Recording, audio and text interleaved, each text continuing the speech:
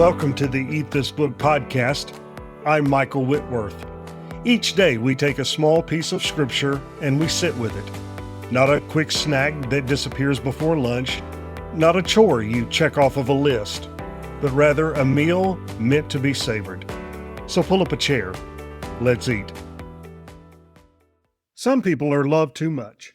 It sounds like a strange thing to say. We think of love as oxygen. The more, the better. But Joseph was loved in a way that poisoned everything around him.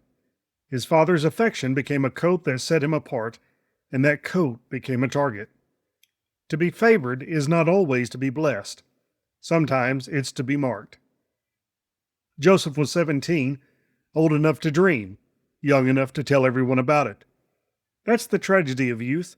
You see things clearly, but you don't yet know what to do with what you see. Joseph dreamed true dreams, sheaves bowing, stars falling at his feet, and he announced them to the very people who would be most wounded by hearing them. Was he arrogant? Naive? Simply honest in a way that hadn't yet learned caution? The text doesn't say. It just shows us the effect. Brothers who couldn't speak peace to him. Brothers whose hatred grew with every word he spoke. There's something painful about receiving a vision you're not ready to carry. God showed Joseph the ending, his family bowing before him, but not the middle, not the pit, not the slave market, not the prison, not the years of silence when it seemed like the dreams had lied. And maybe that's mercy.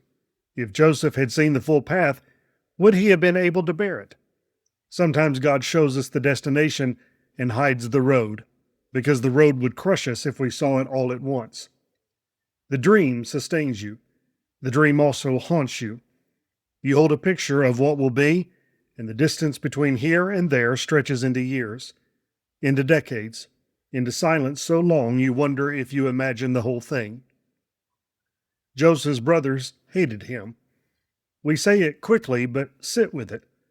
These are his brothers, the sons of the same father, the men he works beside in the fields, sleeps near at night, shares meals with day after day, and they cannot speak peacefully to him. Hatred that close is suffocating. You feel it when you enter a room. You see it in eyes that won't meet yours, in conversations that stop when you approach. Joseph lived in that climate, 17 years old, wearing his beautiful coat, dreaming his beautiful dreams, surrounded by men who wished he didn't exist. Jacob rebuked his son publicly. He had to, because the family was fracturing. But privately, he kept the matter in mind. There's something tender in that phrase. The old man who had wrestled with God, who had seen angels on a stairway, who knew that dreams could be more than dreams, he didn't dismiss what Joseph said. He filed it away. He watched and he wondered. Maybe he recognized something.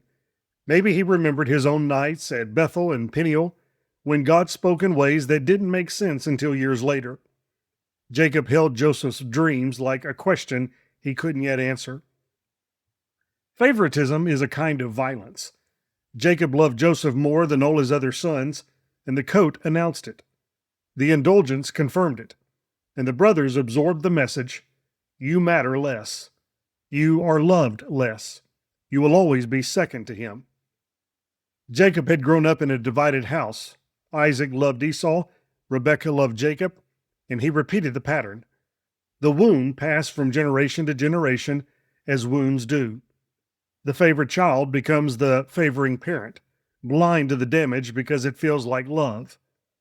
Joseph didn't choose to be preferred, but he wore the coat. He carried the dreams. He became the symbol of everything his brothers resented. What do you do when God shows you something that makes your life harder? Joseph's dreams were true. They were also dangerous. They made him a target. They inflamed his brother's hatred. They set in motion a chain of events that would lead to a pit, a caravan, and 20 years of exile. We want revelation to make things easier. We want vision to smooth the path, but sometimes seeing clearly is what gets you thrown into the pit.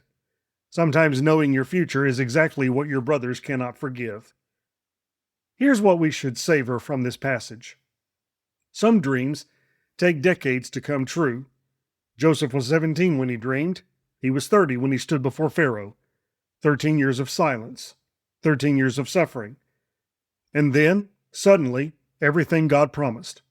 The distance between vision and fulfillment is where faith lives. Second, some true things shouldn't be spoken. Wisdom knows when to stay silent. Joseph told his dreams to brothers who couldn't bear to hear them. He spoke what he saw without counting the cost. Sometimes revelation is for pondering, not proclaiming. And third, favor can wound as surely as hatred. The coat that marked Joseph as beloved also marked him for destruction. Jacob's love, unequally distributed, fractured his family. What feels like blessing to one child becomes a curse to the others. If you've been given a vision that hasn't come true yet, if God showed you something and the years have piled up and you're wondering if you heard wrong, this passage says, hold on. Joseph held on. The dream came true, but the dreamer had to survive the distance first. If you've been hated for who you are, if what was given to you has been held against you, this passage says you're not alone. Joseph walked that road before you did. Next time on Eat This Book, Joseph goes looking for his brothers and finds a plot instead. The coat is stripped, the dreamer is thrown into a pit, and the caravan changes everything. Join me again in Genesis 37 as betrayal runs deep, silver is exchanged, and the descent into Egypt begins. Thanks for eating with me. Until next time, may the Word dwell in you richly.